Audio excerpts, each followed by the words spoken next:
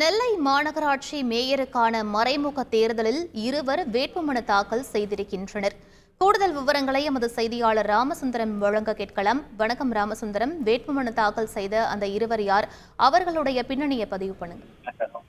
நெல்லை மாநகராட்சியுடைய மாநகராட்சியுடைய மேயருக்கான மறைமுக தேர்தல் சற்று முன்னர் தொடங்கி இருக்கிறது. வேட்புமனு தாக்கல் சரியாக 10:30 மணிக்கு தொடங்கி 11 மணி வரை வேட்புமனு தாக்கலுக்கான நேரம் ஒதுக்கப்பட்டு அதற்கான இந்த பணிகள் மாநகராட்சியுடைய தேர்தல் நடத்தும் அலுவலரும் மாநகராட்சி ஆணையாளருமான சுகபுத்ரா மேற்கொண்டிருக்கிறார்.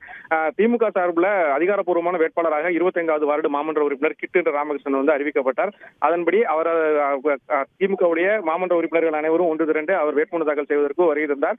இதே போல திமுகவிலிருந்து நீக்கம் செய்யப்பட்ட மாமன்ற உறுப்பினர் பவுல்ராஜ் என்பவரும் தற்போது வேட்புமனு தாக்கல் செய்திருக்கிறார். 2 பேர் வேட்புமனு தாக்கல் செய்திருக்கிறார்கள். அந்த வேட்புமனு தாக்கல் செய்வதற்கான நேரம் நிறைவு பெற்ற நிலையில வேட்புமனு மீதான பரிசீலனை சற்று முன்னர் தொடங்கி இருக்கிறது. அந்த வேட்புமனு மீதான பரிசீலனை முடிக்கப்பட்டு வேட்புமனு வாபஸ் பெறுவதற்கு ஒரு 15 நிமிடங்கள் நேர கால அவகாசம் கொடுக்கப்பட்டிருக்கிறது.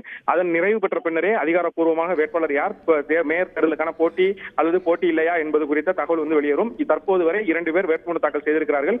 வேட்புமனு தாக்கல் செய்த இருவருடைய பரிசீலனையானது தற்போது தொடங்கி இருக்கிறது. விவரங்களுக்கு நன்றி ராமசுந்தரம்.